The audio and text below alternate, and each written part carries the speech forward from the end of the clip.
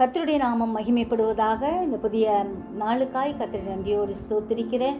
இந்த புதிய நாளின் தியானத்துக்காய் எடுத்துக்கொண்ட வசனம் யோவேல் 2வது அதிகாரம் 26வது வசனம். நீங்கள் சம்பூர்ணமாக சாப்பிட்டு திருப்தி அடைந்து உங்களை அதிசயமாய் நடத்தி வந்த உங்கள் தேவனாகிய கர்த்தருடைய நாமத்தை துதிப்பீர்கள். என் ஜனங்கள் ஒருபோதும் வெட்கப்பட்டு போவதில்லை. ஆம், கர்த்தருடைய பிள்ளைகளாகிய நாம் ஒரு நாளும் வெட்கப்பட்டு போவதில்லை. வாக்குத்தத்தத்தில் உண்மையுள்ள தேவன் நம்மோடே கூட இருக்கிறார். அவரை நம்பினவர்களை ஒருபோதும் கைவிட மாட்டார். நம்மை திருப்தியாய் போஷித்து நடத்துகிற தேவன் அவரே. நம்மை பலுகி பெருகப்படுகிற கர்த்தரும் அவரே.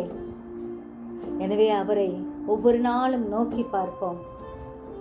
கர்த்தர் செழிப்பான பாதையில் நம்மை நடத்துகிற தேவனாய் இருக்கிறார். பரிசுத்த ஆவியை அளவில்லாமல் நம் மீது ஊற்றுகிற கர்த்தர் கையிட்டு செய்யும் எல்லா காரியங்களையும் வாய்க்க செய்கிறவராய் நம்மோடு கூட இருக்கிறார்.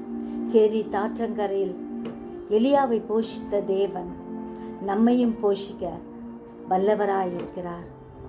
காலையிலும் மாலையிலும் எல்லா நேரங்களிலும் ஆண்டவரை துதிப்போம், அவருடைய நாமத்தை மகிமைப்படுத்துவோம். ஜெபிப்போமா? ஜீவிக்கிறதா நல்ல இயேசுவே, இந்த அருமையான நாளுக்காக நன்றியோடு ஸ்தோத்திரிக்கிறோம் ஐயா.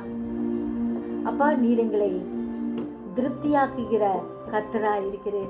அதிசயங்களே செய்கிற தேவனா இருக்கிறீர் ஐயா. ஆண்டவரே, உம்முடைய நாமம் அதிசயம். அதற்காக நன்றியோடு ஸ்தோத்திரிக்கிறோம் ஐயா. ஒவ்வொரு நாளும் ஆண்டவரே உம்முடைய நாமத்தை துதிக்க எங்களுக்கு கிருபை தாரும். என் ஜனங்கள் ஒருபோதும் வெட்கப்பட்டு போவதில்லை என்று சொன்னீர். நாங்கள் ஒரு நாளும் வெட்கப்பட்டு போக மாட்டோம்.